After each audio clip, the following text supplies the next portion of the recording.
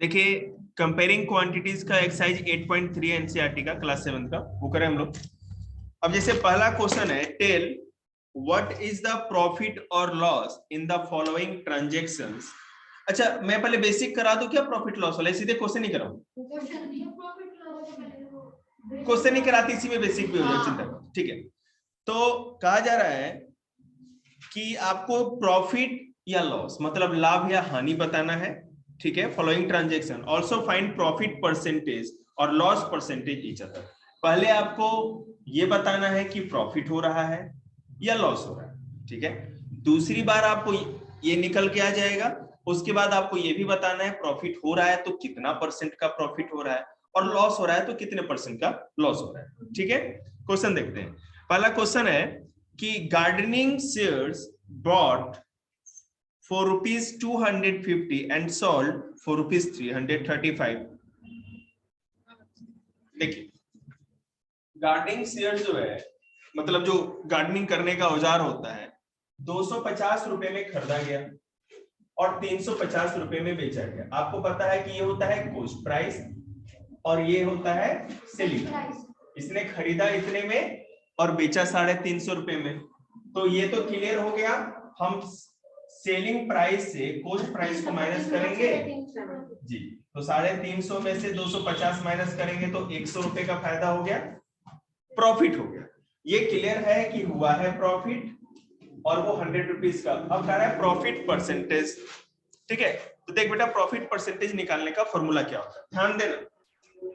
ये क्लियर हो गया, समझ में आया? ठीक, क्लास चीते की नहीं कुछ भी की अच्छी है। आपको नहीं समझ में आया तो आप रुकिए, फिर से समझाओ एक बार।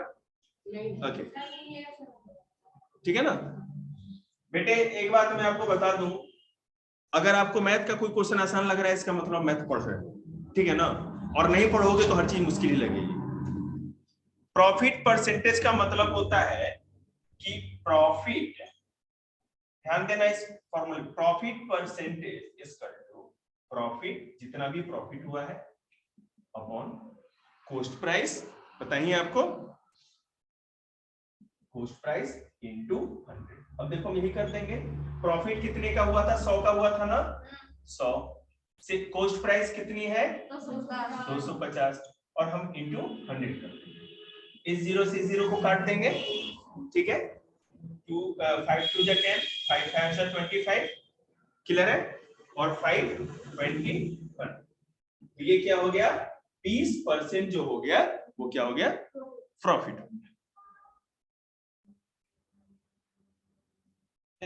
350, ठीक है 20%। एक्चुअली क्वेश्चन में ना क्या कहते हैं 325 था, कोई बात नहीं, हम समझ तो गए ना। आया आपको समझ में? ये काटने वाला समझ में नहीं आया, यही नहीं आया ना आपको बेटा, काटने वाला समझ में नहीं आया बेटा। देखो यहाँ 100 था, चलो और आसान कर देते हैं, गुड़िया को समझा दो। 100 है, यहाँ 25 है और यहाँ 100 है, यही है ना। 250 है, 250। तो बेटा सबसे पहले क्या करेंगे, एक जीरो से एक जीरो काट दिए। ठीक है, उसके बाद बेटा क्या होगा, 25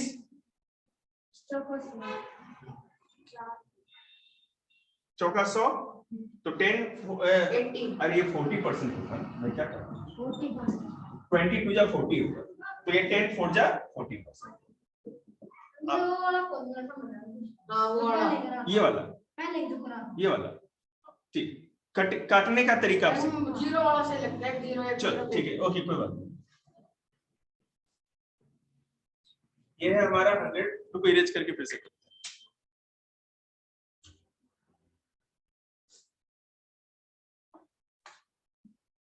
100 अपॉन 250 इंटू 100। हमने क्या किया, यहाँ एक जीरो था से इसके एक जीरो को कैंसिल कर दिया। अब यहाँ 10 है या 25 है, तो हम ऐसे भी कर सकते हैं, ऐसे भी कर सकते हैं। सबसे अच्छा क्यों ना करें कि 25 4 जा, लेकिन आप लोग उसमें थोड़ा कम समझेंगे, तो 5 5 जा 25, 5 2 जा 10। अब नीचे 5 पे ऊपर 100 है, 2 से तो 5 कटेगा नहीं, तो 5 2 जा 10, 0 का 0, यहाँ 22 जा कितना हो जाएगा 40%। समझ में आ गया आप लोगों को? जब तक देखो बेटा, एक तो क्रॉस डिवाइड होता है और एक ऊपर नीचे होता है। इसमें क्रॉस ऊपर नीचे सब तरफ से करके चेक कर लो कि अब तो नहीं कट रहा, तब तक हाँ, जब तक अब मिनिमाइज, हाँ आमने सामने तो नहीं होगा ना, जब तक क्रॉस या तो ऐसे होगा नहीं तो ऐसे होगा, नहीं तो ऊपर नीचे। ठीक है, नहीं अगर नहीं कटने वाला। सेकंड क्वेश्चन देखो बेटा, ये सेम क्वेश्चन है। एक रेफ्रिजरेटर 12,000 में खरीदा और 13,500 में बेचा, तो आपको प्रॉफिट पता चल जाएगा, उसके बाद प्रॉफिट परसेंटेज होगा। अब हम दूसरा, हाँ मैं लॉस वाला देख लेता हूं। हाँ देखिए, एक लॉस वाला क्वेश्चन देख लेते हैं। प्रॉफिट परसेंटेज वाला क्लियर है?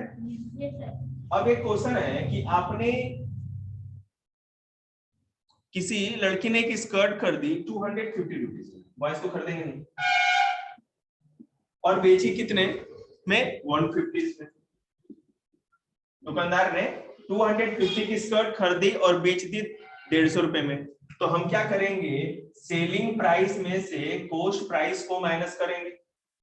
ठीक है,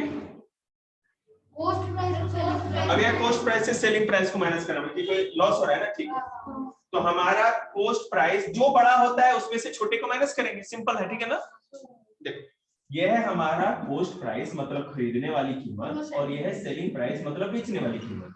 तो बेटा इसमें कौन सा बड़ा है सिमरन, तुम बताओ। ये भी देखो, हाँ 250 बोला बेटा, 250 बड़ा है ना। ठीक, तो कॉस्ट प्राइस में से सेलिंग प्राइस को माइनस करेंगे, 250 में से कितना करेंगे?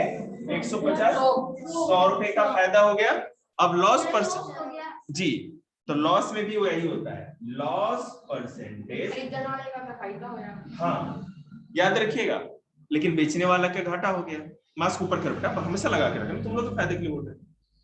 लॉस परसेंटेज में क्या होगा, जितने का आपको लॉस हुआ है और कॉस्ट प्राइस ही नीचे रखेंगे और गुने 100। तो लॉस हुआ है 100, नहीं कॉस्ट प्राइस से रखेंगे,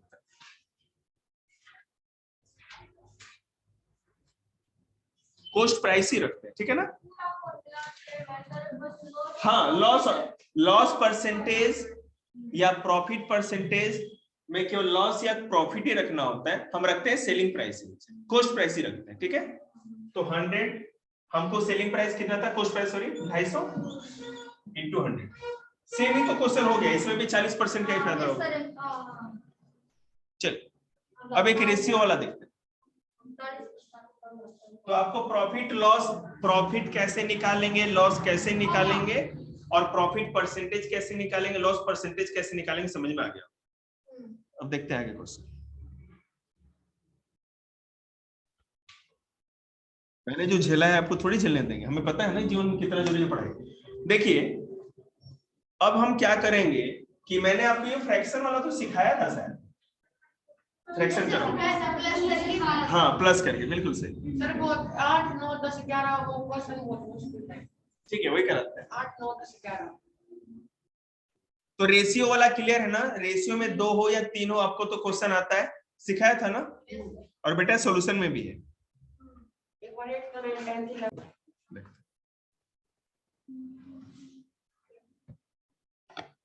कहाँ गया भैया कपड़ा? हो रहा कुर्सी पे। अच्छा उसे साफ अच्छा मैं ना साफ हो जाऊंगा, पागल हो गया। देखो क्वेश्चन है कि find the amount to be paid at the end of 3 years in each case. 3 साल के बाद आपको कितने रुपए देने पड़ेंगे। ठीक है, पहला है 8th क्लास में बेटा, इसमें बहुत अच्छा चैप्टर है इसमें, प्रिंसिपल। प्रिंसिपल जो है 12,000 रुपए में, आपको सिखा भी दूंगा चिंता। और 12,000 नहीं है, 1,000। अच्छा एक ज्यादा लगा दिया तुमने। Eight 12% per annum. आपको ये कहा जाए एनम, मैं बता रहा हूँ, समझा रहा हूँ, ईयर 12,000 रुपए आपने लिए, किसी से लोन लिया 1200 रुपए, सॉरी हम 1200, 1200 रुपीज आपने लोन लिया, और कितने ब्याज पे लिया? इंटरेस्ट पे, वो इंटरेस्ट है पर एनम, मतलब 12% ब्याज पे लिया आपने, समझ रहे हैं ना? 12% मतलब 1200 का 12% जितना भी होगा उतना हर साल आपको एक्स्ट्रा उसे देना पड़ेगा। अब ठीक है, ये आसान है, देखिए मैं बता रहा हूँ बेटा, इसका फॉर्मूला होगा, ये आसान है लेकिन मैं आपको फॉर्मूले के हिसाब से बताता हूँ। इसमें देखिए क्या है, गिवन क्या है हमारा, पी प्रिंसिपल, इसको हिंदी में मूलधन कर 1200 रुपए, उसके बाद जो रेट है, आर मतलब की रेट, मैं यहां लिख भी देता हूं, रेट वो कितना है 12%, ठीक है, और टाइम, टाइम कितना दिया हुआ है हमको 3, ठीक है। तो हम जी इंटरेस्ट ही है ना बेटा, 12% इंटरेस्ट पे ही आपने लिया है ना, रेट ही होता है, मतलब जो इंटरेस्ट होता है ना उसको रेट से डिफाइन करते हैं कि किस रेट पे इंटरेस्ट लिया जा रहा है, समझ आ रही है आपको? इंटरेस्ट परसेंटेज में ही होगा। तो if interest is calculated uniformly on the original principal throughout the loan period, it is called simple interest. जैसे मान लीजिए कभी भी ऐसा क्वेश्चन आपके सामने आए कि आपको प्रिंसिपल दिया हुआ है, आपको इंटरेस्ट पता है और टाइम पता है, ठीक है ना, तो समझ लीजिए कि आपको सिंपल इंटरेस्ट निकालना है, मतलब साधारण ब्याज, सिंपल इंटरेस्ट, ठीक है, इसको SI से डिनोट करें, सिंपल इंटरेस्ट। अब सिंपल इंटरेस्ट का फॉर्मूला क्या होता है वो देखेंगे हम लोग, P into R into T upon में 100, बात खत्म हो गया सब। अब बेटा P है हमारा 1200 रुपए, हाँ अच्छा, प्रिंसिपल ब्याज किस पे मिलेगा, बिना प्रिंसिपल का कैसे होगा? SI का मतलब सिंपल इंटरेस्ट लिखा नहीं, सिंपल इंटरेस्ट, और कोई और ग्राफ ला देता, प्रिंसिपल नहीं लिखा रहेगा लेकिन आपको पता चल जाएगा क्वेश्चन पढ़ने पे कि किस चीज पे ब्याज लिया जा रहा है, ठीक है ना, उसका नाम ही लिखना है, P लिखेंगे, P कितना समझती नहीं है, अच्छा बंद कर दरवाजा, टाइम है बेटा 3 साल,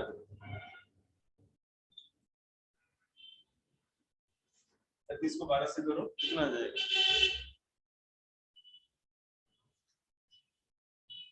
आ जाओ कुर्सी है बेटा,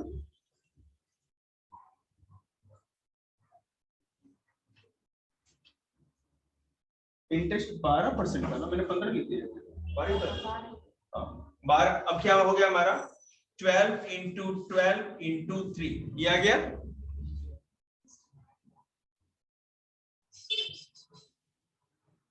अगर ये करेंगे तो 432 रुपए आ गया, कितना आ गया 432 रुपए, ठीक है।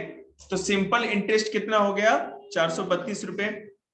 अब देखो हमें क्या पूछा जा रहा है, देखो यहां पूछा गया था, आपने सिंपल इंटरेस्ट निकाल लिया जो कि 432 रुपए, यहां तक तो समझ में आ गया आप लोग को? बेटे इधर देख, यहां तक समझ में आया पक्का?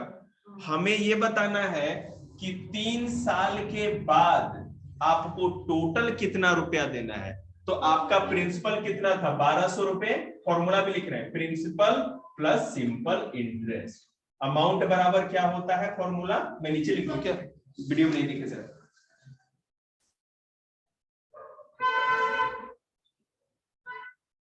अमाउंट बराबर simple principal, principal plus simple interest, तो प्रिंसिपल था 1200 रुपए और हमारा सिंपल इंटरेस्ट निकला 432, तो 1632 रुपए 3 साल के बाद उसको देना पड़ेगा, ये अमाउंट हो गया, समझ में आया आप लोग को? मैं कह रहा हूं कि 1200 रुपए आपने किसी से उधार लिया 3 साल के लिए और 12% ब्याज या इंटरेस्ट पे, ठीक है, 1200 रुपए देगा 3 साल के लिए, कुछ भाई मान लो कि आज से 500 साल पहले की सोचो, तो आपने लिया, तो आपसे पूछा जा रहा है 3 साल बाद आप उसको कितना रुपया दोगे, टोटल कितना रुपया आपको चुकाना पड़ेगा, तो हमने सिंपल इंटरेस्ट निकाल लिया कि 1200 तो देना है, जो प्रिंसिपल वो तो लौटाओगे ना 1200 रुपए, और ब्याज कितना देना है, साधारण ब्याज या सिंपल इंटरेस्ट 432, वो उसको जोड़ देंगे, बात खत्म। तो बेटा लोन को बिना इंटरेस्ट का थोड़ी देगा, वो पागल थोड़ी, वो क्या बिजनेस कमाएगा। मैं आपसे कह रहा हूं कि आपने अपने घर में या किसी अड़ोस में पड़ोसी से कुछ पैसे ले लिए कुछ दिन के लिए, तो बिना इंटरेस्ट पे दे दे, हाँ ठीक है भाई तो मेरे को लौटा देना, होता है ना। लेकिन जो इसी का बिजनेस करके बैठे, पूरा बैंक क्या करता है, इसी इंटरेस्ट पे तो चलता है। आप वहां से लोन लेंगे, एजुकेशन लोन, दुकान के लिए लोन, कार के लिए लोन, तो आप ईएमआई भरते हैं ना, ईएमआई, कार की ईएमआई जाती है, घर की ईएमआई जाती है। तू तो नहीं जानता हो, तू तो डायरेक्ट पेमेंट करके ले ले, जो भी हो। समझ में आया?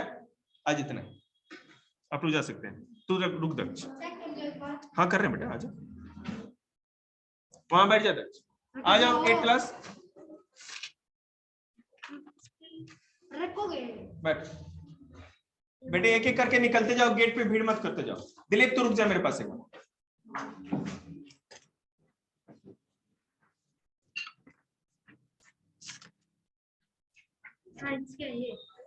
ठीक